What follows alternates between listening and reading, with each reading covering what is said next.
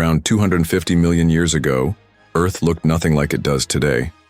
There were no separate continents, just one enormous landmass called Pangea, surrounded by a vast and deadly ocean named Panthalassa, which covered most of the planet. The climate was brutal, marked by extreme heat, expansive deserts in the center, and violent monsoons on the coasts. Despite the punishing environment, this world wasn't empty. It was ruled by terrifying prehistoric predators. One such beast roamed 220 million years ago, Postosuchus. If you were wandering the plains of Pangea back then and crossed paths with it, you were already dead.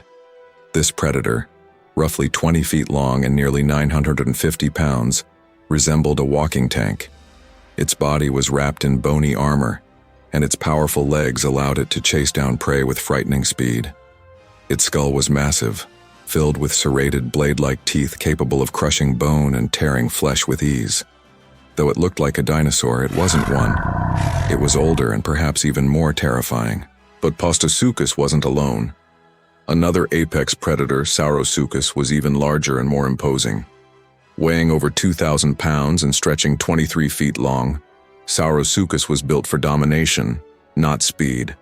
Its thick armor turned it into a walking fortress, and its slow, deliberate movements only added to its intimidation. When it attacked, it was game over. Its bite could crush bone in an instant, and its long, curved teeth ensured prey couldn't escape. It ruled the floodplains of South America, silently waiting for anything to stray too close to the water. Before Saurosuchus, there was Erythrosuchus, a predator that relied on brute force rather than armor. Though it was smaller, at about 15 feet long and 1,200 pounds, its massive skull made up nearly a third of its body length. Its head alone was enough to inspire fear, packed with serrated teeth that could rip prey apart in seconds. Found in South Africa, it was a brute that didn't need to chase its prey. One bite was all it took. But speed was also a survival weapon in Pangea.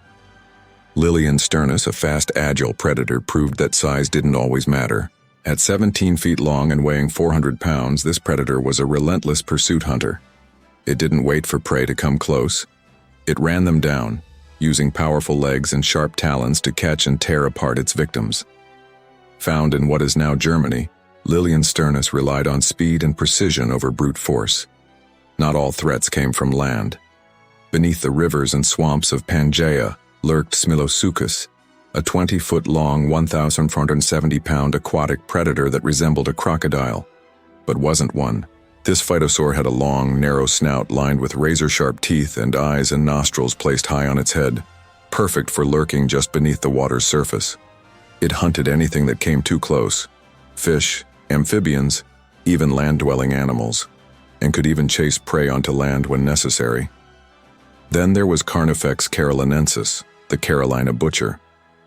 At 10 feet long and 1,200 pounds, this predator from North America may have walked on two legs, unlike modern crocodiles.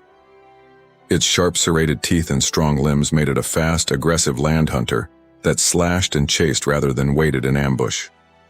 Carnifex was one of the earliest land crocodile relatives to master the art of killing on foot. Yet the ocean held even more terrifying creatures. Shastasaurus, a sleek ichthyosaur, was the largest marine reptile ever, growing up to 65 feet and weighing 90 tons. Despite its size, it didn't have huge teeth. Instead, it was a suction feeder, gulping down fish and squid with incredible speed and precision. Its streamlined body allowed it to glide effortlessly through the vast Panthalassa Ocean, dominating the waters while dinosaurs were just emerging on land. Along coastlines, Nothosaurus turned the shallows into a hunting ground. At around 10 feet long and 330 pounds, it wasn't large, but it was deadly. This amphibious predator hunted like a sea lion with sharp, curved teeth and a long, flexible body. Found across Europe, North Africa, and China, it used stealth and speed to catch slippery prey both in water and on land. But lurking deeper was Liopleurodon, a marine reptile so powerful it dwarfed even Nothosaurus. At 33 feet long and weighing up to 150 tons, this pliosaur had enormous jaws with 4-inch teeth and one of the most powerful bites of any marine predator. Built for short bursts of speed, it would ambush its prey from the depths, drag them into the abyss, and tear them apart in seconds. In the deadly hierarchy of prehistoric oceans, Liopleurodon reigned supreme. However, before Liopleurodon's rise, there was Thanatoarchon, one of the first true sea monsters. Living just a few million years after Earth's deadliest mass extinction, this ichthyosaur reached 28 feet long and hunted other marine reptiles. With its giant head and blade-like teeth, it didn't just survive, it dominated. And then there was Helicoprion, perhaps the strangest predator of all. This 25-foot-long ancient fish looked like a shark until you saw its mouth. Its lower jaw was shaped like a spiraled saw blade, filled with sharp teeth that coiled forward like a buzzsaw. It could slice soft-bodied prey like squid with ease and might have ground up smaller fish with terrifying precision.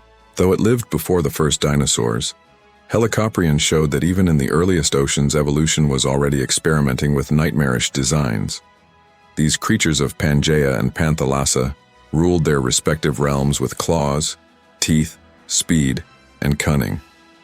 Whether on land or in the water, survival in this ancient world wasn't about size alone. It was about who could dominate, evolve, and kill the fastest. You've seen the monsters of the deep and met the killers that stalk the land, but now it's time to look up, into the skies above Pangea where flying monsters once ruled. One such predator was Trapienus, a terrifying creature with a 26-foot wingspan, resembling a hang glider with teeth. Built for speed and flight, it had long, knife-like jaws filled with sharp teeth, ideal for snatching fish mid-air. Its hollow bones and massive wings allowed it to glide effortlessly along the ancient coastlines. Standing on a beach in Pangea, its shadow could darken the sun, and if it dove at you, you'd never hear it coming. Even larger than Trapianus was Onithus, the undisputed Sky King with a wingspan nearing 30 feet. Like a flying battleship, it soared above oceans with minimal effort, catching the wind and traveling for miles, possibly days, without landing. Its conical teeth were perfect for plucking prey from the sea, and some scientists believe it may have migrated across entire continents. Not all flyers relied on size. Some, like Ceridactylus, looked like they came straight out of a nightmare. With a crocodile-like snout and needle-sharp teeth, it was a sleek and deadly fish-hunting menace, gliding through the skies over ancient Brazil. At 16 feet across, it wasn't the biggest, but it was fast, precise, and terrifying to behold. Then came Ludactylus, a flying creature so bizarre that its fossil was mistaken for a toy when discovered. Its name literally means toy finger, and though it had a 13-foot wingspan and sharp teeth, its odd crest and snout gave it an alien appearance, yet it was very real and built to dominate the skies of coastal Pangea. While these monsters soared above, others ruled the oceans and land.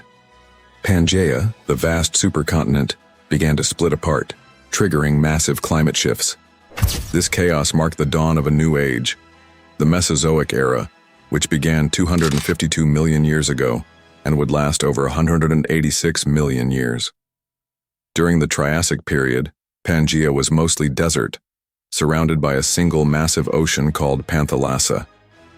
It was in this harsh environment that the first dinosaurs evolved.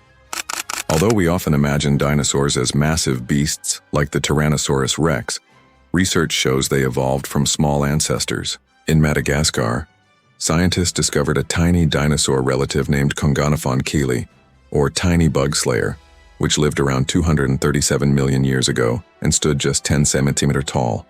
Its insect-eating lifestyle helped it survive, and evidence suggests that feathers or fuzzy skin coverings first evolved in these small ancestors as protection against extreme climates. During the Triassic, reptiles like the archosaurs, ruling lizards, and therapsids, mammal-like reptiles, competed for dominance. For reasons still unknown, archosaurs had an evolutionary advantage, leading to early dinosaurs like Eoraptor, Herrerasaurus, and Staurikosaurus. Eoraptor, about 91 centimeters long and 11 kg in weight, had sharp claws and fast legs. Herrerasaurus, more advanced, featured a jaw joint and sharp carnivorous teeth, growing up to 6 meters. Staurikosaurus, around 2 meters long and 30 kilo, likely hunted larger prey with its sharp teeth and agile legs. Plant-eating dinosaurs like Pizanosaurus also began to appear, using closely spaced teeth to grind vegetation. By the late Triassic, at least 15 distinct dinosaur species roamed the Earth. As the Jurassic period began, Earth's climate shifted to humid and subtropical. Forests of ferns, cycads, and conifers thrived. Oceans flooded the continents, raising sea levels and fueling biodiversity. Marine life exploded with plesiosaurs, ichthyosaurs, squid-like cephalopods, and coil-shelled ammonites. Coral reefs expanded, and microscopic plankton grew so rapidly they may have turned oceans red. In the skies, the earliest known bird Archaeopteryx took flight, competing with pterosaurs. Insects like leafhoppers and beetles were everywhere, while early mammals scurried beneath the feet of dinosaurs. Small, quadrupedal plant eaters evolved into giants. Brachiosaurus, at 16 meters tall and 26 meters long, weighed up to 25 tons. Diplodocus reached 27 meters and up to 50 tons. Predators like Allosaurus, ranging from 7 to 12 meters, hunted these giants. Allosaurus had a bite force powerful enough to pierce bone, and often preyed on Stegosaurus, which defended itself with a lethal spiked tail. Later came more terrifying predators like Tyrannosaurus rex, Giganotosaurus in South America, and Spinosaurus in North Africa. New groups like the duck-billed hadrosaurs evolved, capable of walking on two legs and moving in herds. Even larger sauropods emerged, with Argentinosaurus possibly being the largest land animal ever, up to 40 meters long and 100 tons. Some dinosaurs, like pachycephalosaurs, developed thick, bony skulls possibly used for defense or dominance battles. Over 700 dinosaur species have been discovered, and some even lived in polar regions. In Antarctica, fossils of a miniature feathered T-Rex cousin called Nanuqsaurus hoaglundi were found. With feathers for insulation, this 6-meter predator and others like Leolinosaura and parrot-like oviraptors adapted to cold, dark winters near the South Pole. Despite their dramatic extinction, dinosaurs ruled the Earth for over 165 million years, making them one of the most successful groups of vertebrates ever, and they're not entirely gone. Modern birds are their descendants, and surprisingly, crocodiles are their closest living relatives, both sharing a common ancestor from the Archosaur lineage. If you want to learn about how the dinosaurs went extinct, check out our linked video in the description, and don't forget to like, share, and comment with what you'd like to see next. Thanks for watching, and stay tuned for more incredible stories from our prehistoric past.